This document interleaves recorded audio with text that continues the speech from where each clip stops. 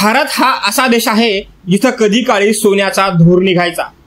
या देशाचं वैभव अनेकांना थक्क करणारं होतं।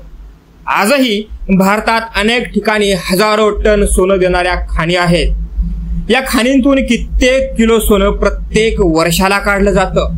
पण मित्रांनो, तुम्हाला माहिती आहे का, भारत कधी काळी हिऱ्यांच्या उत्पादनातही अग्रभागी होता। आपल्या देशाने जगाला अचंबित करून टाकणारे काही अद्भुत हिरे दिलेले आहेत। कोहिनूर हा हिरा त्यातलाच एक। पण मित्रांनो, सध्या आपण कोहिनूरची नव्हे तर एका आगळ्या वेगळ्या आणि डोळे दिपवून टाकणाऱ्या अनोख्या हिऱ्याची माहिती जाणून घेणार आहोत। मी ज्या हिऱ्याबद्दल सांगतोय त्याचं नाव द ग्रेट मुघल असं आहे। हा हिरा एकदम रहस्यमयी असा आहे।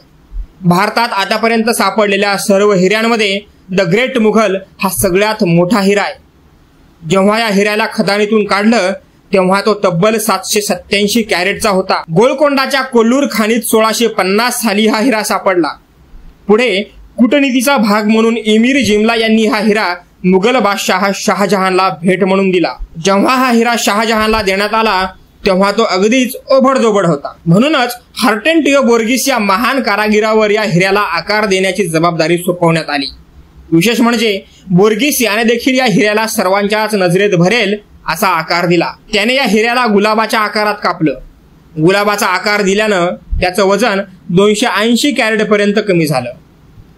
पुढे हा हिरा मुघल सम्राट औरंगजेबाकडे आला। औरंगजेबाला या नायाब हिऱ्याला आणखी सुंदर बनवायचं होतं। म्हणूनच त्यानं 1665 मध्ये हा हिरा जगप्रसिद्ध ज्वेलर बॅप्टिस्ट टॅव्हर्नियर याला दाखवला। त्या काळात मोठी युद्ध होत असत। एखादा प्रदेश जिंकण्यासाठी दोन राज्यात तेव्हा भयान लढाया व्हायच्या। पर्शियन राजा नादिर शाह हा देखील भारतावर असा चाल करून आला होता। तो 1739 मध्ये पर्शियात परतला।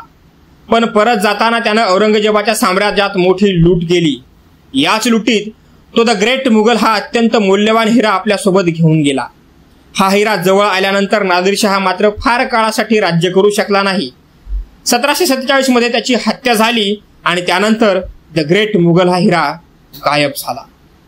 पण काही तज्ञांच्या मते द ग्रेट मुघल डायमंडला पुन्हा एकदा कट करण्यात आलं। त्याला वेगळा आकार देऊन त्याचं नामकरण ऑर्लो डायमंड असं करण्यात आल्याचं काही जण सांगतात। तर काही जण म्हणतात की हा हिरा नंतर चोरीला गेला। कोणाला ओळखायला येऊ नये म्हणून त्याची लहान लहान रत्न तयार करण्यात आली। पण अजूनही द ग्रेट मुघल डायमंड हा मिस्ट्री बनून राहिलेला आहे। सध्या हा हिरा नेमका कुठे आहे हे अजूनही कोणाला समजलेलं नाही।